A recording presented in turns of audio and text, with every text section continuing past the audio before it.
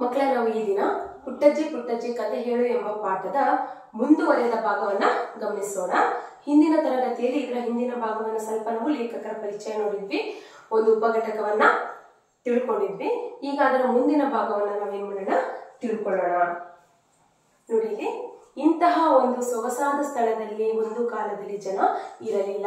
ಹೋದ್ ಕ್ಲಾಸಲ್ಲಿ ಏನ್ ಹೇಳಿದ್ದೆ ನಾನು, ಹೋದ ತರಗತಿಯಲ್ಲಿ ಪುಟ್ಟದೊಂದು ಊರು, ಆ ಊರಲ್ಲಿ ಏನೋ ಒಂದು ಹಳ್ಳ ತನ್ನ ಹರ್ಕೊಂಡು ಹೋಗಿದೆ. ಆ ಹಳ್ಳ ಊರಿಗೊಂದು ಸೊಬಗನ್ನ ತಂದಿದೆ. ಅಷ್ಟೇ ಅಲ್ಲದೆ ಆ ಊರನ್ನ ಏನ್ ಮಾಡಿದೆ, ಹಳ್ಳ ಸಾಕಿದೆ, ಸಲಹಿದೆ, ಹೊರೆದಿದೆ. ಹೊರೆ ಅಂದ್ರೆ ಸಾಕು, ಸಲಹು, ಕಾಪಾಡು ಎನ್ನುವಂತಹ ಸಮಾನಾರ್ಥವನ್ನ ಕೊಡುತ್ತೆ. ಈ ಹಳ್ಳದಿಂದ ಆ ಊರಿಗೆ ಏನಾಗಿದೆ, ಒಂದು ಸೊಬಗು, ಮೆರಗು ಬಂದಿದೆ.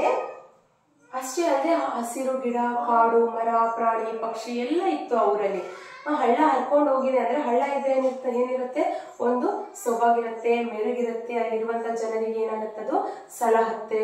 ಅಷ್ಟೇ ಅಲ್ಲದೆ ಹಳ್ಳ ಎಲ್ಲಿರುತ್ತೋ, ನೀರಿನ ವ್ಯವಸ್ಥೆ ಎಲ್ಲಿರುತ್ತೆ, ಅಲ್ಲಿ ಕಾಡು, ಮೇಡು ಎಲ್ಲ ಕೂಡ ಏನಾಗಿರುತ್ತೆ, ಚೆನ್ನಾಗಿರುತ್ತೆ, ಹಚ್ಚ ಹಸಿರಾಗಿರುತ್ತೆ. ಇಲ್ಲಿ ಕಾಡು, ಮೇಡು ಹಚ್ಚ ಹಸಿರಾಗಿರುತ್ತೆ, ಅಲ್ಲಿ ಪ್ರಾಣಿ ಪಕ್ಷಿಗಳು ಖುಷಿಯಿಂದ ಸಂತೋಷದಿಂದ ವಾಸ ಮಾಡ್ಕೊಂಡಿರ್ತಾವಲ್ವಾ. ಅದೇ ರೀತಿ ಈಗ ನೋಡಿ, ಇಂತಹ ಒಂದು ಸೊಗಸಾದ ಸ್ಥಳದಲ್ಲಿ ಒಂದು ಕಾಲದಲ್ಲಿ ಜನ ಇರಲಿಲ್ಲ. ಅಂತಹ ಒಂದು ಸೊಗಸಾದ ಸ್ಥಳ, ಸೊಗಸಾದ ಊರಿನಲ್ಲಿ ಒಂದು ಕಾಲದಲ್ಲಿ ಯಾರೂ ಇರ್ಲಿಲ್ಲ. ಏನಿರ್ಲಿಲ್ಲ, ಜನ ವಾಸನೆ ಇರ್ಲಿಲ್ಲ, ಯಾರೂ ಕೂಡ ವಾಸವಾಗಿ ಇರ್ಲಿಲ್ಲ.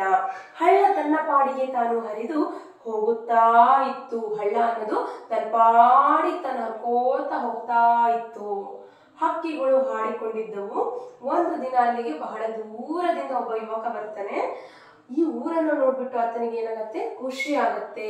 ಊರನ್ನ ನೋಡ್ಬಿಟ್ಟು ಆತನಿಗೆ ಏನಾಗುತ್ತೆ, ಖುಷಿ ಆಗ್ಬಿಟ್ಟು, ಇಷ್ಟೊಂದು ಚೆನ್ನಾಗಿದೆ ಅಲ್ಲ ಈ ಊರು, ಇಲ್ಲಿ ಯಾಕೆ ಯಾರು ಜನನೇ ವಾಸ ಇಲ್ಲ, ಈ ಊರಲ್ಲಿ ಯಾಕೆ ಯಾರು ಜನ ವಾಸನೆ ಇಲ್ವಲ್ಲ ಅಂತ ಹೇಳ್ಬಿಟ್ಟು ಯೋಜನೆಯನ್ನ ಮಾಡ್ಬಿಟ್ಟು ಆತ ಏನ್ ಮಾಡ್ತಾನೆ, ಯಾರು ಇಲ್ಲಿ ಊರಲ್ಲಿ ವಾಸ ಇಲ್ಲ ಅಂತ ಯೋಚನೆಯನ್ನ ಮಾಡ್ಬಿಟ್ಟು ಒಂದು ಯೋಜನೆಯನ್ನ ಹಾಕುತ್ತಾನೆ. ಏನು, ತಾನು ಅಲ್ಲಿಯೇ ಉಳಿಬೇಕು ಎನ್ನುವಂತಹ ಒಂದು ಯೋಜನೆಯನ್ನ ಹಾಕಿಕೊಳ್ತಾನೆ.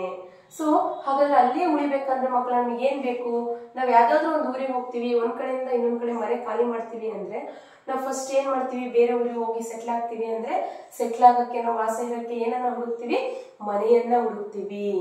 ಆತನು ಕೂಡ ಏನ್ ಮಾಡ್ತಾನೆ, ಈ ಊರಲ್ಲಿ ಯಾರು ವಾಸ ಇಲ್ಲ ಅಂತ ಹೇಳ್ಬಿಟ್ಟು ಏನ್ ಮಾಡ್ತಾನೆ, ತಾನೇ ಅಲ್ಲಿ ಉಳಿಯುವಂತ ವ್ಯವಸ್ಥೆಯನ್ನ ಮಾಡ್ಕೋತಾನೆ. ತಾನೇ ಅಲ್ಲಿ ಉಳಿಬೇಕು ಅಂತ ಹೇಳ್ಬಿಟ್ಟು ಯೋಚನೆಯನ್ನ ಮಾಡ್ತಾನೆ. ಹಾಗಾಗಿ ಆತ ಅಲ್ಲಿ ತನ್ನದೇ ಆದ ಒಂದು ಸ್ವಂತ ಮನೆಯನ್ನು ಕೂಡ ಆ ಊರಿನಲ್ಲಿ ಆತ ಏನ್ ಮಾಡ್ತಾನೆ, ಕಟ್ಕೋತಾನೆ. ಒಂದು ಮನೆಯನ್ನು ಕೂಡ ಆತ ಕಟ್ಟುತ್ತಾನೆ. ಸರಿ, ಮನೆ ಕಟ್ಟಿದ್ರೆ ಆಯ್ತಾ? ಮನೆ ಕಟ್ಟಿದ್ರ ಮೇಲೆ ಏನ್ ಬೇಕು, ತಿನ್ಲಿಕ್ಕೆ ಆಹಾರ ಬೇಕಲ್ವಾ. ಬದುಕ್ಬೇಕಂದ್ರೆ ಏನು, ಊಟ ಮಾಡ್ಬೇಕು. ಊಟ ಮಾಡ್ಬೇಕಂದ್ರೆ ಏನು, ತರಕಾರಿ, ಆಹಾರ ಪದಾರ್ಥಗಳು ಬೇಕು. ಹಾಗಾದ್ರೆ ನಾವು ಅಕ್ಕಪಕ್ಕ ಇದ್ದಾಗ ಜನವಸತಿ ಇರಲಿದ್ರೆ ಸಡನ್ ನಮಗೆ ಅಂಗಡಿ ಇರುತ್ತೆ, ನಮ್ಗೆ ಏನ್ ಬೇಕೋ ದಿನಸಿಗಳನ್ನ ತರ್ಕೊಂತೀವಿ, ದವಸ ಧಾನ್ಯಗಳು, ತರಕಾರಿಗಳು ಎಲ್ಲ ಸಿಗ್ತವೆ. ಹೋಗ್ಲಿ, ನಾವು ಅಕ್ಕಪಕ್ಕ ಮನೆಯಲ್ಲಿ ವಾಸ ಇದ್ದಾಗ ನಮಗೆ ಏನಾದ್ರೂ ಒಂದು ಕಷ್ಟ ಸುಖ ಇದ್ದಾಗ ಹಂಚ್ಕೊಳ್ಳಕ್ಕೆ ಬೇರೆಯವ್ರು ಇರ್ತಾರೆ ಅಲ್ವಾ. ನಮಗೇನೋ ಒಂದು ಅರ್ಜೆಂಟ್ ಏನಾದ್ರು ಒಂದು ವಸ್ತುಗಳು ಬೇಕಾಗಿತ್ತು ಅಂದಾಗ ನಾವು ಪಕ್ಕದವರ ಸಹಾಯವನ್ನ ತಗೋತೀವಿ, ಪಕ್ಕದ ಮನೆಯಿಂದ ನಾವು ಅದನ್ನ ತಗೋತೀವಿ. ಆದ್ರೆ ಈತ ಅಲ್ಲಿ ಯಾರೂ ವಾಸನೆ ಇಲ್ಲ ಅಂತ ಊರಲ್ಲಿ ಉಳಿತಿದ್ದಾನೆ ಅಂದಾಗ ಆತ ಏನ್ ಮಾಡ್ಬೇಕಾಗತ್ತೆ, ಬದುಕಲಿಕ್ಕೋಸ್ಕರ ಒಂದು ತೋಟವನ್ನ ಮಾಡ್ಕೋತಾನೆ. ಆತ ಏನ್ ಮಾಡ್ತಾನೆ, ಒಂದು ತೋಟವನ್ನ ಮಾಡ್ತಾನೆ. ಮನೆಯನ್ನ ಕಟ್ಟಿದ ಮೇಲೆ ಮನೆಯ ಮುಂದೆ ಒಂದು ತೋಟವನ್ನ ಮಾಡ್ತಾನೆ. ಮನೆಯ ಮುಂದೆ ಒಂದು ತೋಟವನ್ನ ಮಾಡ್ಬಿಟ್ಟು ತನಗೆ ಏನ್ ಬೇಕೋ ಅದನ್ನ ಬೆಳ್ಕೊಂಡು ಅಲ್ಲಿ ಆರಾಮಾಗಿ ಇರ್ತಾನೆ. ತನಗೆ ಏನ್ ಬೇಕೋ ಆ ದವಸ ಧಾನ್ಯಗಳನ್ನ, ಆಹಾರಗಳನ್ನ ಬೆಳ್ಕೊಂಡು, ತರಕಾರಿಗಳನ್ನ ಬೆಳ್ಕೊಂಡು ಜೀವನವನ್ನ ಸಾಗಿಸ್ತಾ ಇರ್ತಾನೆ. ಹಳ್ಳದಿಂದ ಹೇಗೋ ನೀರ್ ಚೆನ್ನಾಗಿ ಬರ್ತಾ ಇರುತ್ತೆ ಅಲ್ವಾ. ಅವನು ನೋಡಿ ನೆಕ್ಸ್ಟ್, ಹಳ್ಳದ ದಡದಲ್ಲಿ ಇವನ ಮನೆ. ಹಳ್ಳದ ದಡದಲ್ಲಿ ಈತನ ಮನೆ. ಮನೆಯ ಹಿಂದೆಯೇ ಭಾರೀ ಕಾಡು. ಮನೆ ಹಿಂದೆನೋ ಒಂದು ದೊಡ್ಡದಾದಂತಹ ಭಾರೀ ಕಾಡಿದೆ, ದೊಡ್ಡದಾದಂತಹ ಕಾಡಿದೆ. ಅಲ್ಲಿ ಯಾವ ಪ್ರಾಣಿಗಳು ವಾಸವಿದವಪ್ಪ ಅಂದ್ರೆ ಹುಲಿ, ಚಿರತೆ, ಕಾಡು ಕೋಣ, ಆನೆ ಎಂದೆಲ್ಲಾ ಹಲವಾರು ರೀತಿಯ ಕಾಡು ಪ್ರಾಣಿಗಳು ಏನಾಗಿದಾವಲ್ಲಿ ವಾಸ ಇದಾವೆ. ಕಾಡು ಪ್ರಾಣಿಗಳು ವಾಸ ಇರುವಂತಹ ದೊಡ್ಡದಾದ ಕಾಡು. ಆದ್ರೆ ಯುವಕನಿಗೆ ಏನಾಗಲ್ಲ, ಹೆದರಿಕೆನೆ ಆಗಲ್ಲ. ಯಾಕಪ್ಪ ಹೆದರಿಕೆ ಆಗಲ್ಲ ಅಂದ್ರೆ, ಯುವಕ ಯಾವುದೇ ಭೀತಿ ಇರಲಿಲ್ಲ. ಯಾಕಂದ್ರೆ ಈತನು ಅವುಗಳ ಸುದ್ದಿಗೆ ಹೋಗುತ್ತಿರಲಿಲ್ಲ, ಅವುಗಳು ಕೂಡ ಈತನ ಸುದ್ದಿಗೆ ಬರುತ್ತಿರಲಿಲ್ಲ ಅಷ್ಟೇ ಅಲ್ವಾ. ನಾವೇನಾದ್ರೂ ಪ್ರಾಣಿಗಳ ಸುದ್ದಿಗೆ ಹೋದ್ವಿ ಅಂದ್ರೆ ಅದು ನಮ್ಮ ಸುದ್ದಿಗೆ ಬರುತ್ತೆ.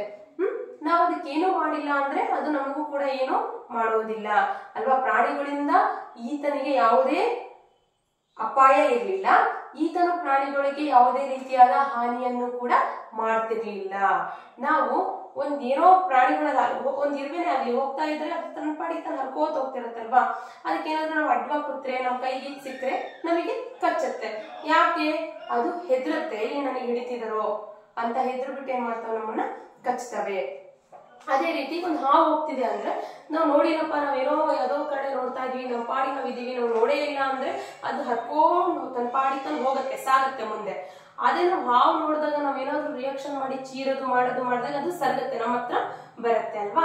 ಅಥವಾ ಹೊಡೆಯೋದು ಗಿಡಿಯೋದು ಮಾಡಿದಾಗ ಅದು ನಮಗೆ ಕಚ್ಚಲಿಕ್ಕೆ ಬರುತ್ತೆ. ಅದೇ ರೀತಿ ಕಾಡು ಪ್ರಾಣಿಗಳಿಗೆ ನಾವೇನು ಮಾಡಿಲ್ಲ ಅಂದ್ರೆ ಅದು ಕೂಡ ನಮಗೆ ಏನು ಮಾಡೋದಿಲ್ಲ. ಪ್ರಾಣಿಗಳ ಸ್ವಭಾವನೆ ಹಾಗೆ. ಹಾಗಾಗಿ ಈತ ಏನ್ ಮಾಡ್ತಾನಪ್ಪ ಅಂದ್ರೆ ನೋಡಿ ಇಲ್ಲಿ ನೋಡ್ಕೊಳ್ಳಿ, ಇವನು ಅವುಗಳ ಸುದ್ದಿಗೆ ಹೋಗುತ್ತಿರಲಿಲ್ಲ, ಅವು ಇವನ ಸುದ್ದಿಗೆ ಬರುತ್ತಿರಲಿಲ್ಲ. ಅವರವರ ಪಾಡಿಗೆ ಅವರೆಲ್ಲ ಸುಖವಾಗಿ ಇದ್ದರು. ಇವನ ಮನೆಯ ಹತ್ತಿರವೇ ಪ್ರಾಣಿ ಗಿಂಡಿ ಇದ್ದಿತು. ಈತನ ಮನೆ ಹತ್ರ ಏನಿತ್ತು ಮಕ್ಕಳ? ಪ್ರಾಣಿ ಗಿಂಡಿ. ಹೋದ್ ಕ್ಲಾಸಲ್ಲಿ ನಾನು ಬರ್ತಿದ್ದೆ ಅಲ್ವಾ, ಪದಗಳ ಅರ್ಥದಲ್ಲಿ ಪ್ರಾಣಿ ಗಿಂಡಿ ಅಂದ್ರೆ ಏನು ಅಂತ ಕೂಡ ಹೇಳಿದ್ದೆ. ಪ್ರಾಣಿ ಗಿಂಡಿ ಅಂದ್ರೆ ಏನಂತ ಹೇಳಿದ್ದೆ ನಾನು? ಪ್ರಾಣಿಗಳು ನೀರನ್ನ ಕುಡಿಲಿಕ್ಕೋಸ್ಕರ ಮಾಡಿಕೊಂಡಿರುವಂತಹ ಒಂದು ಏನದು ಗುಂಡಿಯನ್ನ ನಾವೇನಂತ ಕರಿತೀವಿ? ಪ್ರಾಣಿ ಗಿಂಡಿ ಅಂತ ಹೇಳ್ಬಿಟ್ಟು ಕರಿತೀವಿ ಅಲ್ವಾ.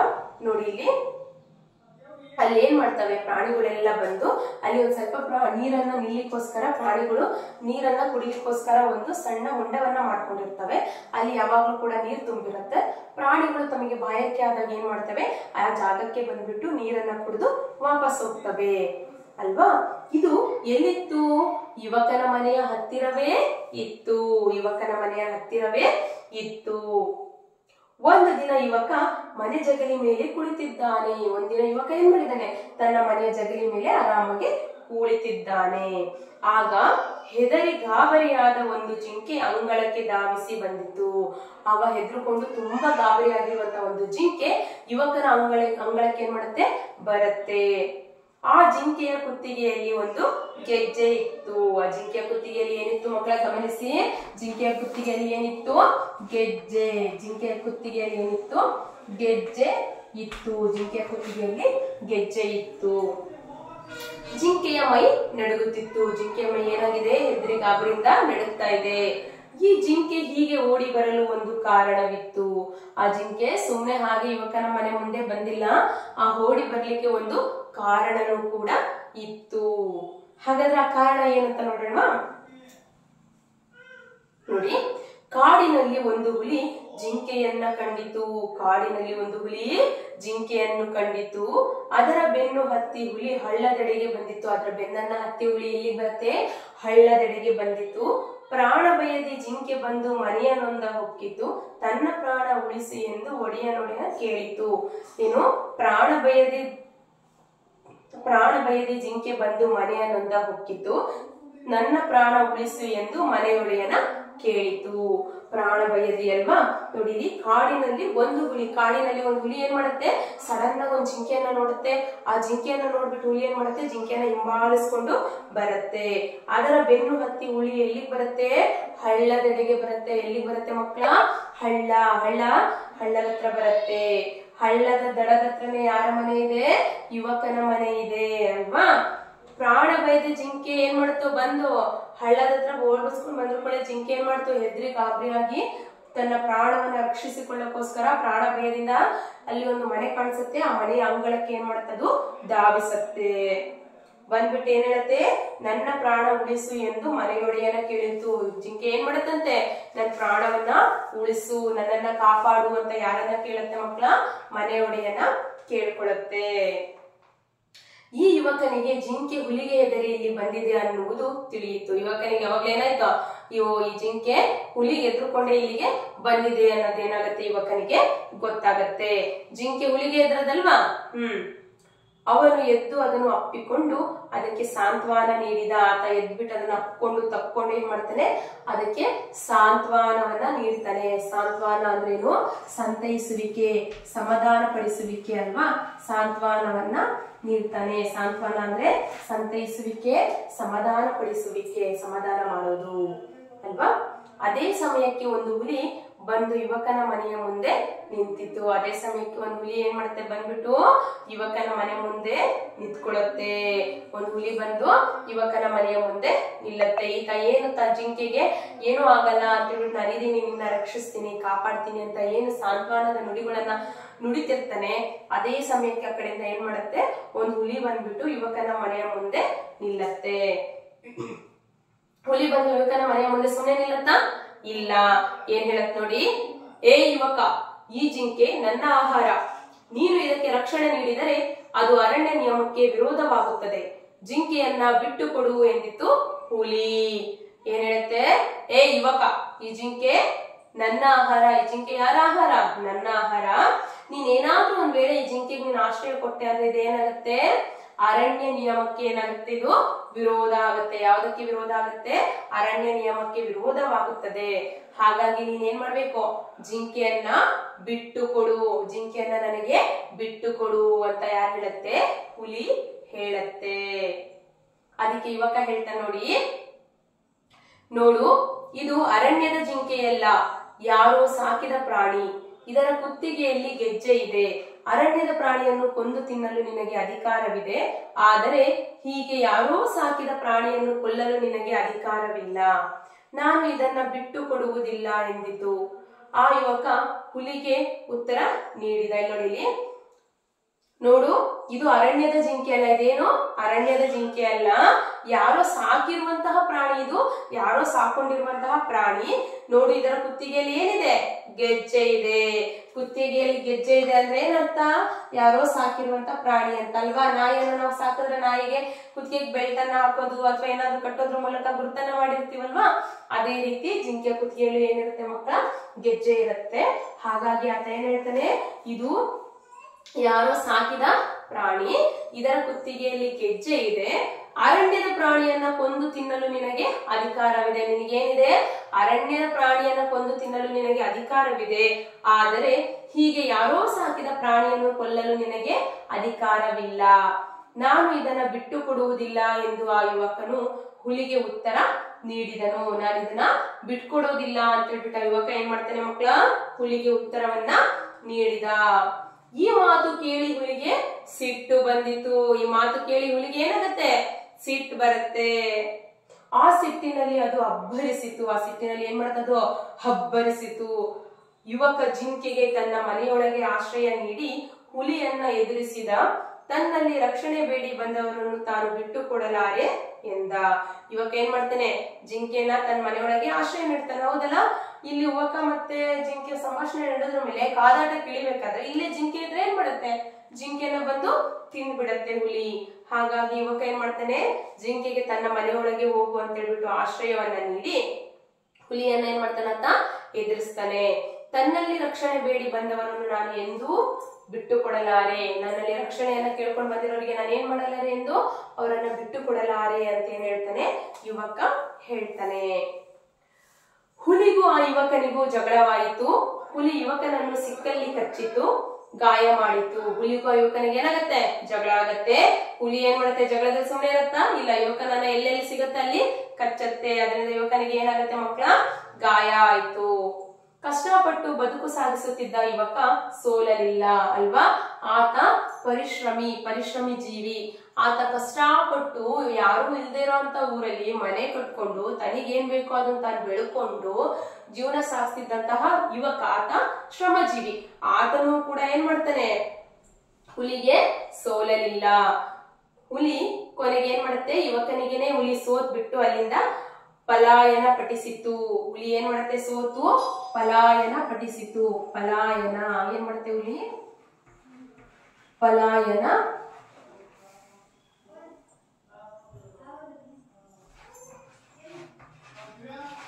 ಪಠಿಸಿತು. ಕೊನೆಗೂ ಏನಾಗುತ್ತೆ? ಹುಲಿ ಸೋತ್ಬಿಟ್ಟು ಪಲಾಯನ ಪಠಿಸಿತು. ಪಲಾಯನ ಪಠಿಸಿತು ಅಂದ್ರೇನು? ಓಡಿ ಹೋಗು. ಹೆಜ್ಜೆ ಕೀಳು ಅಥವಾ ಏನಾಗತ್ತದು ಓಡಿ ಹೋಗು ಎನ್ನುವಂತ ಅರ್ಥವನ್ನ ಕೊಡುತ್ತೆ ಅಲ್ವಾ. ಮತ್ತೆ ನಾನು ನಿನ್ನ ಸಹವಾಸಕ್ಕೆ ಬರುವುದಿಲ್ಲ ಅಂದಿತ್ತು ಹುಲಿ. ಹುಲಿ ಏನಾಗತ್ತೆ, ಯಾವಾಗ ಹುಲಿಗೂ ಮತ್ತೆ ಯುವಕನಿಗೂ ಕಾದಾಟ ನಡೆಯುತ್ತೋ, ಜಗಳ ಆಗತ್ತೋ, ಅವಾಗ ಏನ್ ಮಾಡತ್ತೆ, ಯುವಕನ ಮುಂದೆ ಹುಲಿ ಸೋತೋಗತ್ತೆ. ಯುವಕನ ಮುಂದೆ ಹುಲಿ ಸೋತು ಏನಾಗತ್ತಪ್ಪ, ಅಲ್ಲಿಂದ ಆ ಜಾಗದಿಂದ ಏನ್ ಮಾಡತ್ತೆ, ಪಲಾಯನ ಪಠಿಸಿತು. ನಾನು ಇನ್ ಮುಂದೆ ನಿನ್ನ ಸಹವಾಸಕ್ಕೆ ಎಂದೂ ಬರುವುದಿಲ್ಲ ಅಂತ ಹೇಳ್ಬಿಟ್ಟು ಅಲ್ಲಿಂದ ಓಡಿ ಹೋಗತ್ತೆ. ಪಲಾಯನ ಪಠಿಸು ಅಂದ್ರೇನು, ಓಡಿ ಹೋಗು, ಹೆಜ್ಜೆ ಕೀಳು ಎನ್ನುವಂತ ಅರ್ಥ. ಸರಿನಾ. ನೆಕ್ಸ್ಟ್ ನೋಡಿ, ಮುಂದೆ ನೋಡಿ. ಅದಕ್ಕೂ ಹೊಡೆದು ಬಡಿದು ಗಾಯ ಮಾಡಿದ ಯುವಕ. ಜಿಂಕೆ ಯುವಕನ ಸ್ಥಿತಿಯನ್ನು ನೋಡಿತು. ನೋಡಿ, ಇಲ್ಲಿ ಹುಲಿಗೂ ಯುವಕನಿಗೂ ಜಗಳ ಆಗತ್ತೆ. ಜಗಳ ಆದ್ಮೇಲೆ ಯುವಕನಿಗೂ ಗಾಯ ಆಗತ್ತೆ, ಯುವಕನಿಂದ ಹುಲಿಗೂ ಕೂಡ ಏನಾಗತ್ತೆ, ಗಾಯ ಆಗತ್ತೆ. ನಂತರ ಜಿಂಕೆ ಯುವಕನ ಪರಿಸ್ಥಿತಿಯನ್ನ ನೋಡಿ ಪಾಪ ಎಂದು ಮರುಗಿತು. ಜಿಂಕೆ ಏನ್ ಮಾಡತ್ತೆ, ಯುವಕನ ಪರಿಸ್ಥಿತಿಯನ್ನ ನೋಡ್ಬಿಟ್ಟು ಅಯ್ಯೋ ಪಾಪ ಅಂತ ಹೇಳ್ಬಿಟ್ಟು ಬೇಜಾರಾಗತ್ತೆ, ಮರುಗತ್ತೆ. ಅಂದ್ರೆ ಮರುಗಿತು ಅಂದ್ರೆ ಏನು, ಸಂಕಟ ವ್ಯಕ್ತಪಡಿಸಿತು, ಬೇಜಾರು ಮಾಡಿಕೊಳ್ಳತ್ತೆ. ನನ್ನನ್ನು ಉಳಿಸಲು ಹೋಗಿ ನಿನಗೆ ಹೀಗಾಯಿತೆ. ಏನಂತ ಹೇಳುತ್ತೆ, ನನ್ನನ್ನು ಉಳಿಸಲು ಹೋಗಿ ನಿನಗೆ ಹೀಗಾಯಿತೆ ಅಂತ ಹೇಳ್ಬಿಟ್ಟು, ನನ್ನಿಂದ ನಿನಗೆ ಈ ರೀತಿ ಆಯ್ತಲ್ಲ ಅಂತ ಹೇಳ್ಬಿಟ್ಟು ಅದೇನ್ ಮಾಡತ್ತೆ, ಬೇಜಾರಾಗತ್ತೆ, ಮರುಕವನ್ನ ವ್ಯಕ್ತಪಡಿಸಿ ಕಣ್ಣಲ್ಲಿ ಏನ್ ಮಾಡತ್ತೆ, ಕಣ್ಣೀರು ಸುರಿಸ್ಕೋತಾ ಕಾಡಿಗೆ ಹೋಗತ್ತೆ. ಏನ್ ಮಾಡತ್ತಪ್ಪ ಜಿಂಕೆ, ನನ್ನನ್ನ ಉಳಿಸೋಕ್ ಹೋಗಿ, ನನ್ನನ್ನ ಕಾಪಾಡಕ್ ಹೋಗಿ ನಿನಗೆ ನನ್ನಿಂದ ಈ ಸ್ಥಿತಿ ಬಂತಲ್ಲ ಅಂತ ಹೇಳ್ಬಿಟ್ಟು ತುಂಬಾ ಮನಸ್ಸಿಗೆ ಹಚ್ಕೊಂಡು ನೊಂದ್ಕೊಂಡ್ಬಿಟ್ಟು ಜಿಂಕೆ ಕಣ್ಣೀರು ಸುರಿಸುತ್ತಾ ಏನ್ ಮಾಡತ್ತದು, ಕಾಡಿಗೆ ಹೋಗತ್ತೆ. ಕಾಡಿಗೆ ಹೋಗಿ ಏನ್ ಮಾಡತ್ ನೋಡಿ, ಸೊಪ್ಪು ಸೊದೆ ಬೇರು ತೊಗಟೆ ಎಲ್ಲವನ್ನು ತಂದಿತ್ತು. ಸೊಪ್ಪು ಸೊದೆ ಬೇರು ತೊಗಟೆ ಎಲ್ಲವನ್ನ ತಂದಿತ್ತು. ಅರೆದು ಕೊಟ್ಟಿ ಮದ್ದು ಮಾಡಿ ಗಾಯಗಳಿಗೆ ಹಚ್ಚಿತು. ಗಾಯಮಾಗಿ ಅವನು ಮತ್ತೆ ಎದ್ದು ನಡೆಯತೊಡಗಿದ. ಇದನ್ನು ಕಂಡು ಜಿಂಕೆಗಾಯ್ತು ಅಪರಿಮಿತ ಆನಂದ.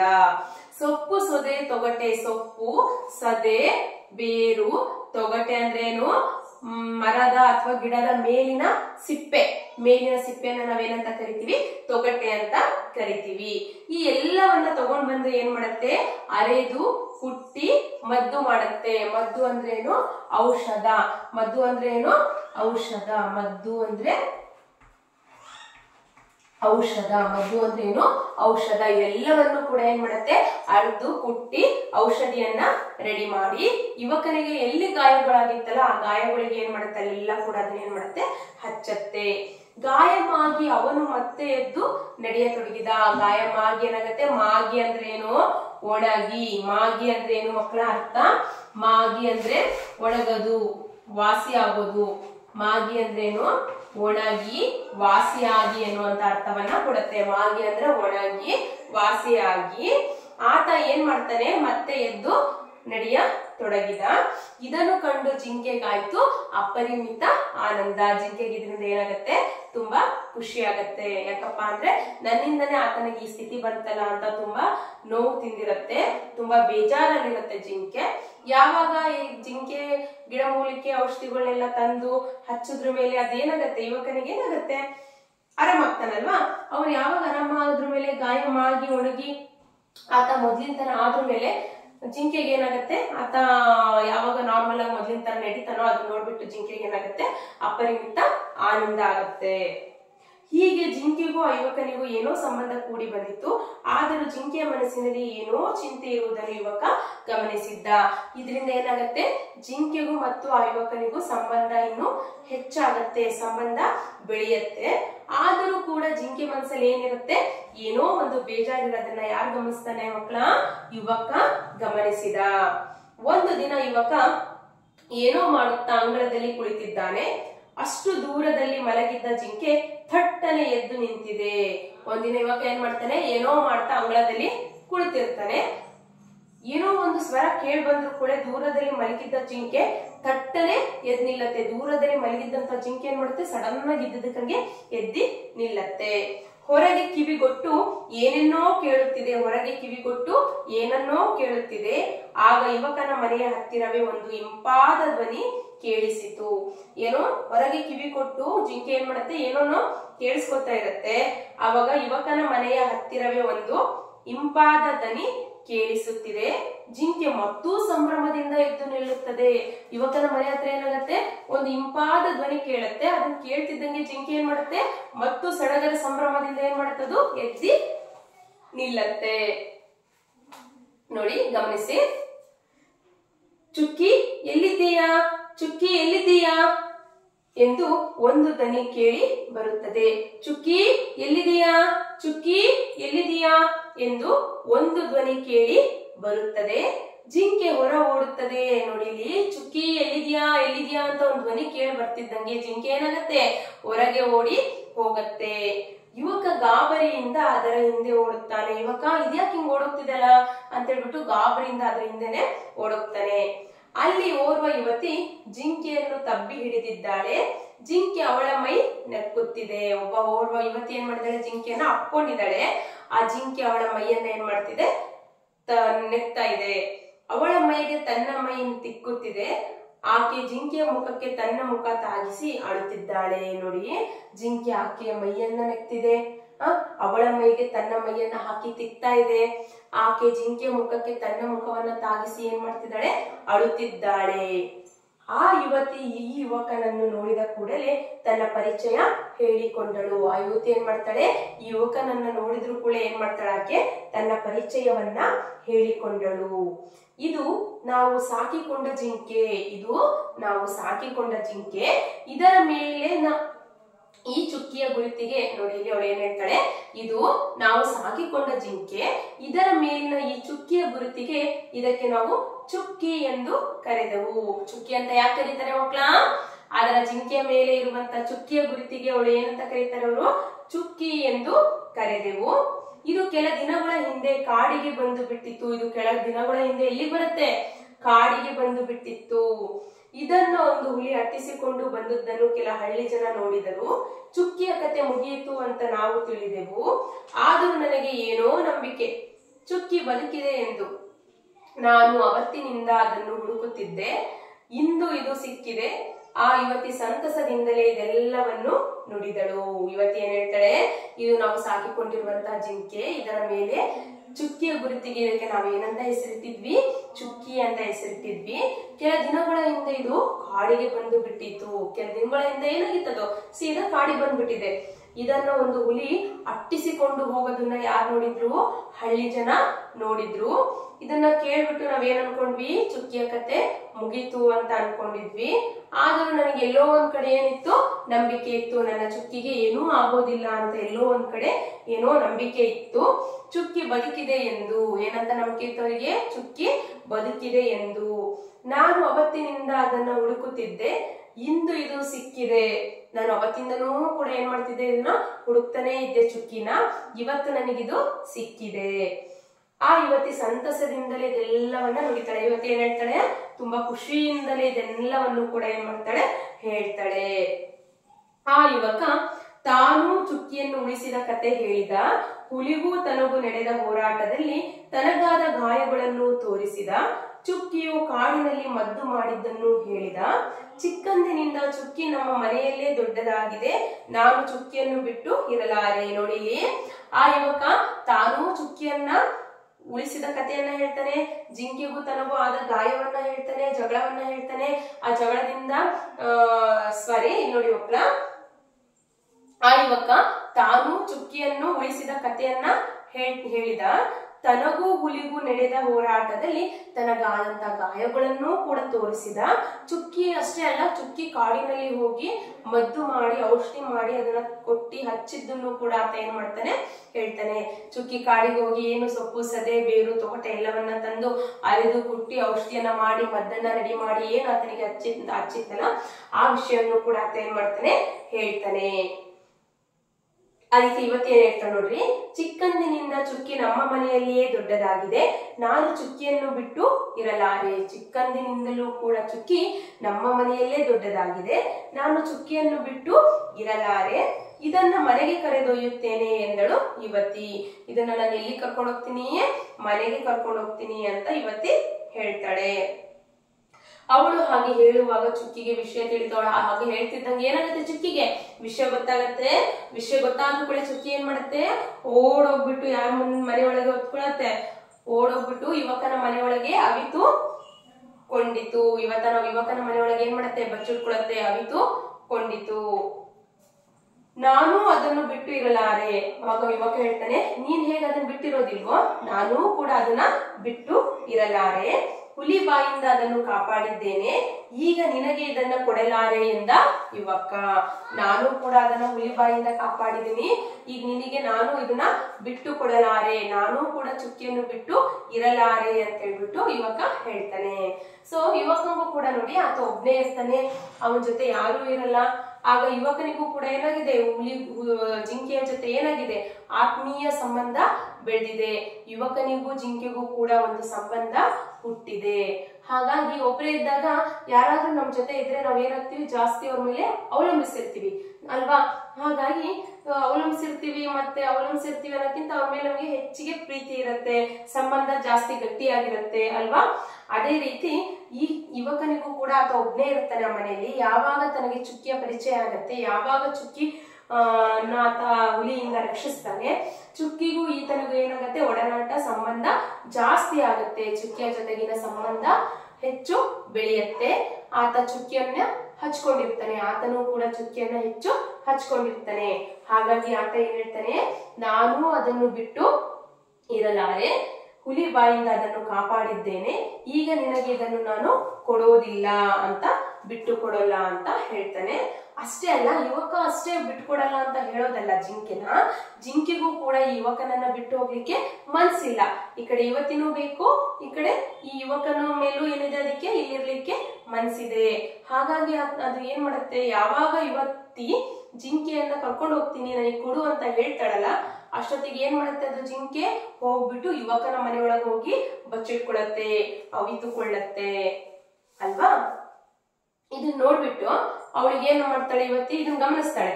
ಈ ಯುವಕನು ಜಿಂಕೆನ್ ಬಿಟ್ಕೊಡಲ್ಲ ಅಂತಾನೆ, ಜಿಂಕೆನೂ ಕೂಡ ಯುವಕನ ಮನೆ ಒಳಗೆ ಹೋಗಿ ಬಚ್ಚಿಟ್ಕೊಳತ್ತೆ. ಆಗ ಆಕೆನೂ ಕೂಡ ಜಿಂಕೆನ ಬಿಟ್ಟು ಇರೋದಿಲ್ಲ. ಆಗ ಏನ್ ಮಾಡ್ತಾಳೆ ನೋಡಿ ಇಲ್ಲಿ, ಹಾಗಾದರೆ ನಾನು ಇಲ್ಲಿಯೇ ಇರುತ್ತೇನೆ. ಆಕೆ ಏನ್ ಹೇಳ್ತಾಳೆ, ನಾನು ಕೂಡ ಇಲ್ಲಿಯೇ ಇರುತ್ತೇನೆ ಚುಕ್ಕಿಯ ಜೊತೆಯಲ್ಲಿ ಎಂದ ಯುವತಿ. ಏನ್ ಹೇಳ್ತಾಳೆ ಅವಳು, ಹಾಗಾದರೆ ನಾನು ಇಲ್ಲಿಯೇ ಇರುತ್ತೇನೆ ಚುಕ್ಕಿಯ ಜೊತೆಯಲ್ಲಿ ಎಂದ ಯುವತಿ ಯುವಕನ ಮನೆಯೊಳಗೆ ಹೋಗಿ ಚುಕ್ಕಿಯನ್ನು ಅಪ್ಪಿಕೊಂಡಳು. ಯುವತಿನೂ ಕೂಡ ಏನ್ ಹೇಳ್ತಾಳೆ, ಮಕ್ಕಳ ನಾನು ಕೂಡ ಇಲ್ಲಿಂದ ಹೋಗಲ್ಲ, ನನಗೂ ಕೂಡ ಆ ಚುಕ್ಕಿಯನ್ನ ಬಿಟ್ಟು ಬದುಕುವಂತ ಶಕ್ತಿ ಇಲ್ಲ, ನನಗೂ ಕೂಡ ಚುಕ್ಕಿಯನ್ನ ಬಿಟ್ಟು ಬದುಕೋಕೆ ಆಗೋದಿಲ್ಲ, ಹಾಗಾದ್ರೆ ನಾನು ಕೂಡ ಚುಕ್ಕಿ ಜೊತೆ ಇಲ್ಲೇ ಇರ್ತೀನಿ ಅಂತ ಹೇಳ್ಬಿಟ್ಟು ಏನ್ ಮಾಡ್ತಾಳೆ, ಹೋಗ್ಬಿಟ್ಟು ಚುಕ್ಕಿಯನ್ನ ಅಪ್ಪಿಕೊಂಡಳು. ಚುಕ್ಕಿಯನ್ನ ಏನ್ ಮಾಡ್ತಾಳೆ, ಹೋಗಿ ತಕ್ಕೋತಾಳೆ. ಚುಕ್ಕಿ ಎಂಬ ಜಿಂಕೆ ಪಾಪ ಹುಲಿಯ ಕಣ್ಣಿಗೆ ಬಿದ್ದಿತು. ಚುಕ್ಕಿ ಎಂಬ ಜಿಂಕೆ ಪಾಪ ಯಾರ ಕಣ್ಣಿಗೆ ಬೀಳತ್ತೆ, ಹುಲಿಯ ಕಣ್ಣಿಗೆ ಬಿದ್ದಿತ್ತು. ಯುವಕನೊಬ್ಬ ಅದನ್ನು ಉಳಿಸಿ ಮನೆಯಲ್ಲಿ ಇರಿಸಿ ಸಾಕಿದ. ನೋಡಿ ಇಲ್ಲಿ, ಚುಕ್ಕಿ ಎಂಬ ಜಿಂಕೆ ಪಾಪ ಹುಲಿಯ ಕಣ್ಣಿಗೆ ಬಿದ್ದಿತ್ತು. ಯುವಕನೊಬ್ಬ ಅದನ್ನು ರಕ್ಷಿಸಿ, ಹುಲಿಯಿಂದ ಯುವಕ ಅದನ್ನ ರಕ್ಷಣೆ ಮಾಡಿ ತನ್ನ ಮನೆಯಲ್ಲಿ ಇಟ್ಕೊಂಡು ಅದನ್ನ ಸಾಕ್ತಾನೆ. ಹುಡುಕಿಕೊಂಡು ಬಂದ ಹುಡುಗಿ ಅದನ್ನು ಬಿಡೆ ಎಂದಳು. ಹುಡ್ಕೊಂಡು ಏನು ಜಿಂಕೆಯನ್ನ ಫಸ್ಟ್ ಸಾಕಿರ್ತಾಳಲ್ಲ ಯಾರವಳು, ಯುವತಿ. ಆ ಯುವತಿ ಏನ್ ಮಾಡ್ತಾಳೆ, ನಾನು ಈ ಜಿಂಕೆಯನ್ನ ಬಿಟ್ಕೊಡಲ್ಲ, ಇದು ನನಗೆ ಬೇಕು ಅಲ್ವಾ ಅಂತ ಹೇಳ್ತಾಳೆ. ನಾನು ಈ ಜಿಂಕೆಯನ್ನ ಬಿಡಲ್ಲ, ನನಗೂ ಈ ಜಿಂಕೆ ಬೇಕು ಅಂತ ಹೇಳ್ತಾಳೆ. ಹುಡುಗ ಹುಡುಗಿ ಒಂದಾಗಲು ಚುಕ್ಕಿಯೇ ಮುಂದಾಯಿತು ಅಲ್ವಾ. ಹಾಗಾದ್ರೆ ಯುವಕನು ಕೂಡ ಚುಕ್ಕಿಯನ್ನ ಬಿಡ್ಲಿಕ್ಕೆ ರೆಡಿ ಇಲ್ಲ, ಈ ಯುವತಿನೂ ಕೂಡ ಚುಕ್ಕಿಯನ್ನ ಬಿಡ್ಲಿಕ್ಕೆ ರೆಡಿ ಇಲ್ಲ. ಇಬ್ರಿಗೂ ಯಾರು ಬೇಕು, ಜಿಂಕೆ ಬೇಕು. ಯಾರು, ಜಿಂಕೆ. ಜಿಂಕೆ ಹೆಸರೇನು, ಚುಕ್ಕಿ. ಈ ಚುಕ್ಕಿಯನ್ನ ಈತನೂ ಬಿಟ್ಕೊಡ್ಲಿಕ್ಕೆ ರೆಡಿ ಇಲ್ಲ, ಈಕೆಯೂ ಬಿಟ್ಕೊಡ್ಲಿಕ್ಕೆ ರೆಡಿ ಇಲ್ಲ. ಹಾಗಾದ್ರೆ ಏನಾಗ್ತಾರೆ, ಈಗ ಈಕೆನೂ ಕೂಡ ಏನ್ ಹೇಳ್ತಾಳೆ, ನಾನು ಚುಕ್ಕಿ ಜೊತೆ ಇಲ್ಲಿಯೇ ಉಳಿತೀನಿ ಅಂತಾಳೆ. ಈತನೂ ಕೂಡ ನಂಗೆ ಚುಕ್ಕಿ ಬೇಕು ಅಂತ ಹೇಳ್ತಾನೆ. ಹಾಗಾದರೆ ಇವರಿಬ್ರು ಕೂಡ ಇಲ್ಲಿ ಹುಡುಗ ಹುಡುಗಿ ಒಂದಾಗಲು ಯಾರು ಕಾರಣರಾಗ್ತಾರೆ, ಚುಕ್ಕಿ. ಈ ಹುಡುಗ ಹುಡುಗಿ ಒಂದಾಗಕ್ಕೆ ಕಾರಣಕರ್ತರು ಯಾರಾಗ್ತಾರೆ, ಚುಕ್ಕಿ ಅಲ್ವಾ. ಹುಡುಗ ಹುಡುಗಿ ಒಂದಾಗಲಿಕ್ಕೆ ಈ ಚುಕ್ಕಿನೇ ಏನಾಗತ್ತೆ, ಮೂಲ ಕಾರಣವಾಗುತ್ತೆ. ಹೀಗೆ ಹಳ್ಳದ ದಂಡೆಯ ಮೇಲಿನ ಊರು ಬೆಳೆಯಿತು. ಹೀಗೆ ಏನಾಗತ್ತೆ, ಹಳ್ಳದ ದಂಡೆಯ ಮೇಲಿನ ಊರು ಬೆಳೆಯಿತು. ಆ ನಂತರ ಇಲ್ಲಿ ಎಲ್ಲಾ ಸುಖವಾಗಿದ್ದರು. ಪುಟ್ಟಜ್ಜಿ ಕತೆ ಮುಗಿಸಿ ಎದ್ದಳು. ಹೀಗೆ ಹಳ್ಳದ ದಂಡೆಯ ಮೇಲಿನ ಊರು ಬೆಳೆಯಿತು. ಯಾರು ವಾಸ ಇರ್ಲಿಲ್ಲ, ಯುವಕ ಬಂದ ಮನೆ ಕಡ್ದ ವಾಸ ಇದ್ದ, ತೋಟ ಮಾಡ್ಕೊಂಡ, ತನಗೇನ್ ಬೇಕೋ ಅದನ್ನ ಬೆಳ್ಕೊಂಡ ಅಲ್ವಾ. ಆತ ಒಬ್ನೇ ಇದ್ದ. ನಂತರ ಜಿಂಕೆಯ ಮುಖಾಂತರ ಯುವತಿ ಬರ್ತಾಳೆ ಅಲ್ವಾ. ಇದು ಜಿಂಕೆಯಿಂದ ಯುವಕ ಮತ್ತೆ ಯುವತಿ ಇಬ್ರು ಏನಾಗ್ತಾರೆ, ಒಂದಾಗ್ತಾರೆ ಇಬ್ರು ಒಂದಾದ್ರ ಮೇಲೆ ಆ ಊರು ಏನಾಗತ್ತೆ, ಮುಂದೆ ಬೆಳೀತಾ ಹೋಗತ್ತೆ. ಊರು ಬೆಳೆಯಿತು. ಆ ನಂತರ ಇಲ್ಲಿ ಎಲ್ಲರೂ ಕೂಡ ಈ ಊರಲ್ಲಿ ಏನಾಗಿದ್ರು, ಸುಖವಾಗಿದ್ರು. ಓಕೆ, ಎಲ್ಲರೂ ಕೂಡ ಸುಖವಾಗಿರ್ತಾರೆ. ಯಾಕೆ? ಸುಂದರವಾದಂತಹ ಒಂದು ಊರದು. ಪುಟ್ಟದೊಂದು ಊರು. ಆ ಊರೊಳಗೆ ಏನೋ ಒಂದು ಹಳ್ಳ ಹರಿದಿದೆ. ಆ ಹಳ್ಳ ಇದೆ ಅಂದ್ಮೇಲೆ ಊರಲ್ಲಿ ಒಳ್ಳೆ ನೀರಿನ ವ್ಯವಸ್ಥೆ ಇದ್ರೆ ಅಲ್ಲಿ ಇರೋರೆಲ್ಲ ಸುಖವಾಗಿ ಇರ್ತಾರಲ್ವಾ. ಕಾಡು ಮೇಡು ಹಚ್ಚ ಹಸಿರು, ಈ ಹಳ್ಳ ಹೀಗೆಲ್ಲ ಇರ್ಬೇಕಾದ್ರೆ ಅಲ್ಲಿ ಇರುವಂತಹ ಜನಗಳು ಕೂಡ, ವಾಸವಾಗಿರುವಂತಹ ಜನಗಳು ಕೂಡ ಏನಿರ್ತಾರೆ, ಸುಖವಾಗಿ ಸಂತೋಷವಾಗಿ ಇರ್ತಾರೆ ಅಂತ ಹೇಳ್ಬಿಟ್ಟು ಪುಟ್ಟಜ್ಜಿ ತನ್ನ ಕಥೆಯನ್ನ ಮುಗಿಸ್ತಾಳೆ. ಕಥೆಯಲ್ಲಿ ಯಾವಾಗ್ಲೂ ಹಾಗೆ ಇರುತ್ತಲ್ವಾ, ಕೊನೆ ಈ ಲಾಸ್ಟ್ ಎಲ್ಲಾರು ಕೂಡ ಸುಖವಾಗಿದ್ರು, ಸಂತೋಷವಾಗಿತ್ತು. ಆ ಊರು ಚೆನ್ನಾಗಿ ಬೆಳೀತು. ಹಳ್ಳದ ದಂಡೆಯ ಮೇಲಿನ ಊರ ಏನಾಯ್ತು, ಬೆಳೀತಾ ಹೋಯ್ತು. ಹಳ್ಳದ ದಂಡೆಯ ಮೇಲಿನ ಊರು ಬೆಳೆಯಿತು ಅಂತ ಹೇಳ್ಬಿಟ್ಟು ಪುಟ್ಟಜ್ಜಿನೂ ಕೂಡ ಏನ್ ಮಾಡ್ತಾಳೆ, ತನ್ನ ಕಥೆಯನ್ನ ಮುಗಿಸ್ತಾಳೆ.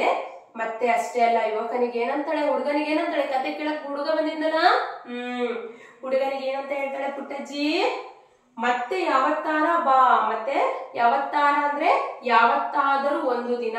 ಯಾವತ್ತಾರ ಅಂದ್ರೆ ಏನು, ಹಳ್ಳಿ ಭಾಷೆಯಲ್ಲಿ ಯಾವತ್ತಾದರೂ ಇನ್ನೊಂದು ದಿನ ಅಲ್ವಾ. ಏನ್ ಹೇಳ್ತಾಳೆ ನೋಡಿ, ಮತ್ತೆ ಯಾವತ್ತಾರ ಬಾ, ಬೇರೆ ಬೇರೆ ಕತೆ ಹೇಳ್ತೇನೆ. ನೀನು ಮತ್ತೆ ಇನ್ನೊಂದಿನ ಯಾವತ್ತಾದ್ರೂ ಒಂದಿನ ಬಾ, ನೀನು ಮತ್ತೆ ನಾನು ಏನ್ ಹೇಳ್ತೀನಿ, ಬೇರೆ ಬೇರೆ ಕತೆಗಳನ್ನ ಹೇಳ್ತೀನಿ ಎಂದಳು ಪುಟ್ಟಜ್ಜಿ. ನಾನು ಸಂತಸದಿಂದ ಅಲ್ಲಿಂದ ಹೊರಟೆ. ಆತನಿಗೂ ಕೂಡ ಕಥೆಯನ್ನ ಕೇಳಿ ಏನಾಗತ್ತೆ ಮಕ್ಕಳ, ತುಂಬಾ ಖುಷಿ ಆಗತ್ತಲ್ವಾ, ತುಂಬಾ ಆನಂದ ಆಗತ್ತೆ, ಖುಷಿ ಆಗತ್ತೆ, ಸಂತೋಷ ಆಗತ್ತೆ. ಸೊ ಅವನು ಕೂಡ ಅದೇ ಸಂತೋಷದಿಂದ ಸಂತಸದಿಂದ ಏನ್ ಮಾಡ್ತಾನೆ, ಅಲ್ಲಿಂದ ಹೊರಟು ಹೋಗ್ತಾನೆ. ಆ ಕತೆ ಅರ್ಥ ಆಯ್ತಾ ಮಕ್ಕಳ ನಿಮ್ಗೆಲ್ರಿಗೂ? ಪಾಠ ಅರ್ಥ ಆಯ್ತಾ? ಪುಟ್ಟಜ್ಜಿ ಪುಟ್ಟಜ್ಜಿ ಕತೆ ಹೇಳು ಎನ್ನುವಂತ ಪಾಠ ಅರ್ಥ ಆಯ್ತು ಅಂದ್ಕೊಳ್ತೀನಲ್ವಾ. ಲೇಖಕರ ಪರಿಚಯ ಮತ್ತೆ ಉಪಘಟಕ ಒಂದಿನ ಮಾಡಿದ್ದೆ. ಈಗ ಕಥೆಯ ಮುಂದುವರೆದ ಭಾಗ ಮುಗಿಸಿದೀನಿ. ಪಾಠ ಅರ್ಥ ಆಯ್ತಲ್ವಾ?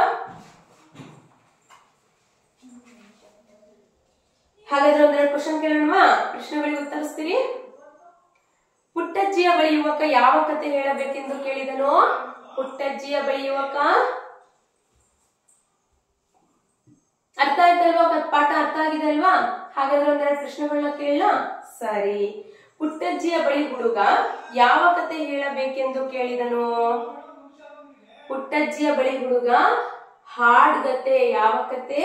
ಹಾಡ್ಗತೆ ಹೇಳ್ಬೇಕಂತ ಕೇಳ್ಕೊತಾನೆ. ಯುವಕನ ಮನೆಯ ಮುಂದೆ ಏನು ಮಾಡಿದ? ಯುವಕ ಮನೆಯ ಮುಂದೆ ತೋಟ ಮಾಡಿದ. ಜಿಂಕೆಯ ಕುತ್ತಿಗೆಯಲ್ಲಿ ಏನಿತ್ತು? ಜಿಂಕೆಯ ಕುತ್ತಿಗೆಯಲ್ಲಿ ಗೆಜ್ಜೆ ಇತ್ತು. ಹುಲಿ ಸೋತು ಏನು ಮಾಡಿತು? ಹುಲಿ ಸೋತು ಪಲಾಯನ ಮಾಡಿತು. ಯುವತಿ ಕರೆದುಕೊಂಡು ಹೋಗುತ್ತೇನೆ ಎಂದಾಗ ಚುಕ್ಕಿ ಏನು ಮಾಡಿತು? ಯುವತಿ ಕರೆದುಕೊಂಡು ಹೋಗುತ್ತೇನೆ ಎಂದಾಗ ಚುಕ್ಕಿ ಯುವಕನ ಮನೆಯೊಳಗೆ ಹೋಗಿ ಅವಿತುಕೊಂಡಿತು ಅಲ್ವಾ. ಹಳ್ಳದ ದಂಡೆಯ ಮೇಲಿನ ಊರು ಏನಾಯಿತು? ಹಳ್ಳದ ದಂಡೆಯ ಮೇಲಿನ ಊರು ಬೆಳೆಯಿತು.